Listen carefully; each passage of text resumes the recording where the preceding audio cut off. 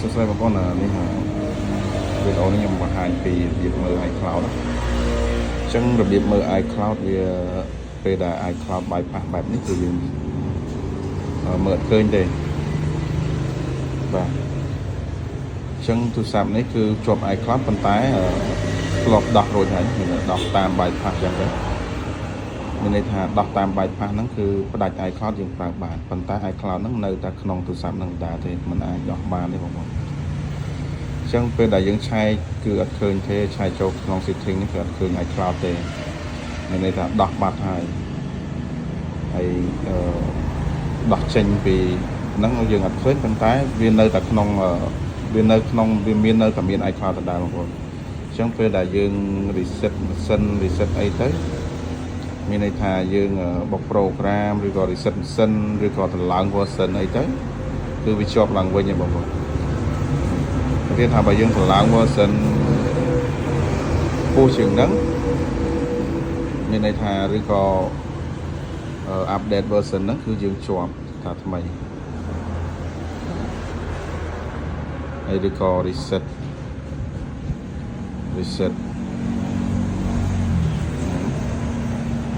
ចឹងទៅរ៉ាស់ចេះមកគឺអស់ហើយគឺមានន័យថាជាប់ឡើងវិញហើយបងប្អូនជាប់ iCloud នឹងឡើងវិញហើយជាបងប្អូនប្រយ័ត្នអាហ្នឹងយើងមើលអត់ឃើញទេបើសិនណាជាយើងអត់ចេះយើងអត់ដឹងឬក៏អ្នកលក់អត់ប្រាប់យើងអត់ដឹងថាទូរស័ព្ទមាន iCloud ទេ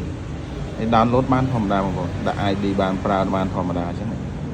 ប៉ុន្តែទូរស័ព្ទបងប្អូនថ្ងៃណាមួយគាំងឬក៏អីត្រូវការបុក program ឬក៏ដាក់លេខកូដឬក៏អីផ្លេចលេខកូដអីហ្នឹងគឺត្រូវជាប់ឡើងវិញបាទអញ្ចឹងដើម្បីឆែកមើល iCloud ឃើញយើងចូលទៅក្នុងនេះ Google ក៏បាន Safari ក៏បានបាទអញ្ចឹងឃើញបែបនេះយើងចូល Google ក៏បានយើងឬក៏ search យកតែម្ដងក៏បានយើង search ពាក្យថា free បាទ free iCloud បាទ free iCloud បាទពីមុនខ្ញុំឆែកតាមiCloud នេះ website នេះរូបពកនេះប៉ុន្តែឥឡូវវាទៀមទាច្រើនពេកកុំឲ្យបងប្អូនពិបាកគឺយកអានេះក៏បានដែរ iLocker.com នេះក៏បានរូបសញ្ញាវាបងប្អូនមើលតែរូបសញ្ញានេះតាម website នេះបន្ទាប់ពីចុចកន្លែងហ្នឹងហើយបងប្អូននេះកន្លែងវាឲ្យវាយ iMe ហ្នឹងបងប្អូនឆែកចូលកន្លែង setting វិញនេះកន្លែង setting នេះបាទខ្ញុំប្រាប់មកគេដែរហើយ iMe នេះ iMe បាទហើយ copy ហ្នឹងខ្ញុំ copy ហើយប៉ុន្តែបញ្ជាក់ម្ដងទៀតបាទបន្ទាប់ពី copy ហើយយើងដាក់ copy ចូលមកគាត់ឲ្យជាប់ហើយបាទហាក់វាមកនេះiMe របស់យើងមិនអញ្ចឹងយើង check វាមក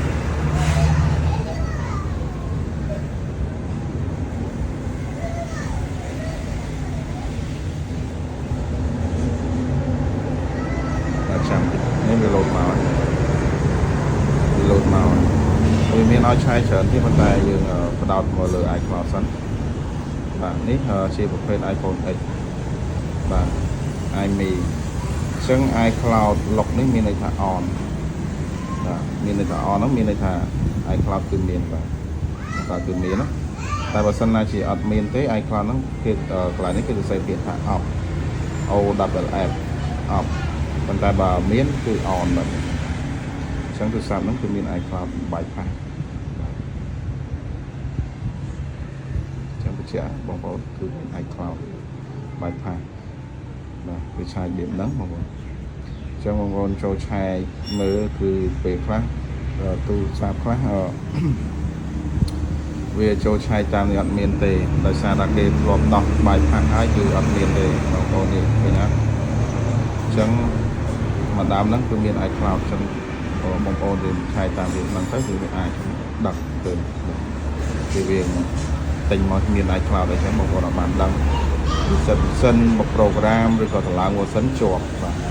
នេះសូម្បីតែតម្លើង version ក៏ជាប់ដែរ